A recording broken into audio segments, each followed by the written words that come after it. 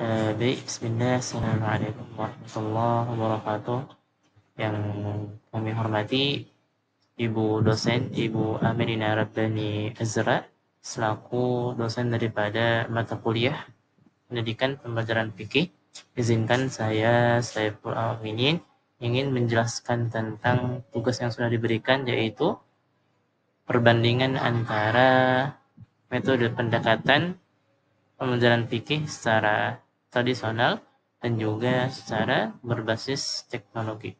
Sebelum kita masuk kepada materi pendekatan secara tradisional dan juga secara berbasis teknologi, kita akan masuk terlebih dahulu kepada pengertian daripada pendekatan pembelajaran.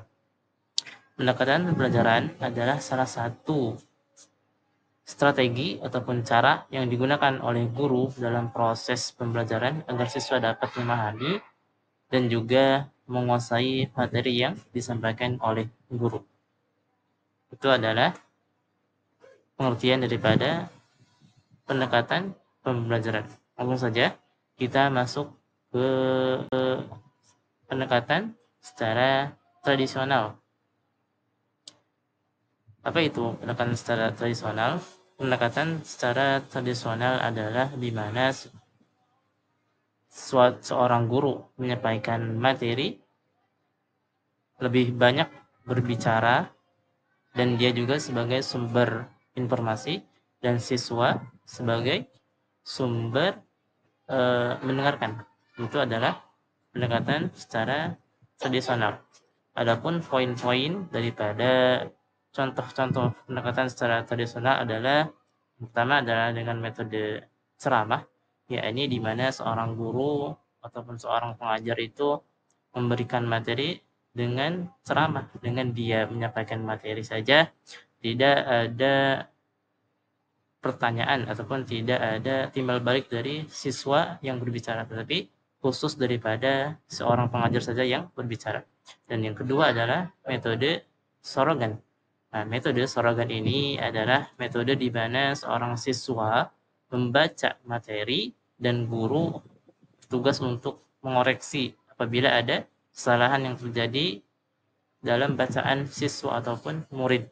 Dan yang ketiga adalah metode bendungan, di mana seorang guru ataupun seorang pengajar itu menjelaskan materi, menjelaskan apa yang akan disampaikan kepada mereka, dan murid mencatat apa yang disampaikan oleh guru. Nah, metode ini juga mirip-mirip seperti metode yang pertama, yakni metode ceramah. Dan yang terakhir adalah metode hafalan, di mana seorang siswa yang sedang belajar itu diusahakan ataupun ditugaskan untuk menghafal materi agar dapat memahami dan agar siswa itu bisa dalam pemahaman tentang materi yang diajarkan oleh guru. Nah, adapun yang ketiga adalah pendekatan berbasis secara teknologi. Nah, adapun metode-metode yang digunakan adalah yang pertama,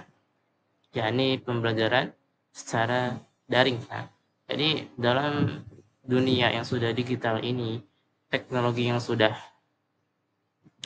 luas ini, teknologi yang sudah canggih ini, pendekatan teknologi ini sangat berguna sekali dalam proses pendidikan, di mana sebuah instansi sekolah menggunakan alat teknologi komunikasi dan informasi atau kita singkat dengan TIK sebagai alat untuk pembelajaran juga. Tidak hanya kita harus bertemu tatap muka dengan metode ceramah, tapi dengan berkembangnya zaman, teknologi pun bisa digunakan untuk proses mengajar ataupun pembelajaran. Adapun metode yang pertama yang digunakan dalam proses teknologi pada proses pembelajaran adalah pembelajaran secara daring. Yakni dengan menggunakan aplikasi seperti Zoom, Google Meet, dan aplikasi-aplikasi yang lainnya, di mana yang bisa membantu seorang guru dalam proses mengajar jarak jauh.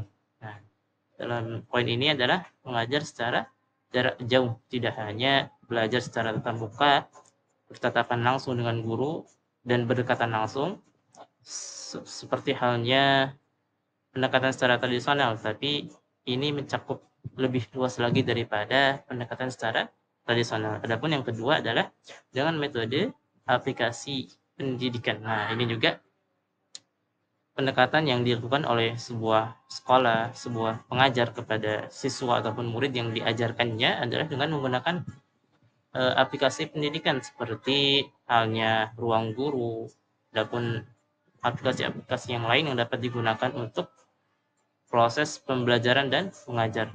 Dan seperti belajar tentang bahasa Inggris ataupun bahasa Arab itu kan ada aplikasi yang memuat daripada proses pembelajaran sehingga pembelajaran bisa mudah dan juga bisa efektif. Nah, dan yang ketiga adalah dengan menggunakan simulasi dan game edukasi. Nah, dengan adanya sekali lagi teknologi yang canggih, kita dapat mempergunakannya dengan baik, yakni dengan sebijak-bijaknya dalam proses pembelajaran. Tergantung daripada siapa yang mengajar dan bagaimana cara kita menggunakan alat untuk kita mengajar kepada murid-murid kita. Nah, mungkin itu saja yang bisa saya sampaikan tentang pendekatan pembelajaran fikih secara tradisional dan juga pendekatan pembelajaran fikih secara berbasis dengan teknologi. Mohon maaf apabila ada kesalahan dan terima kasih atas perhatiannya. Assalamualaikum warahmatullahi wabarakatuh.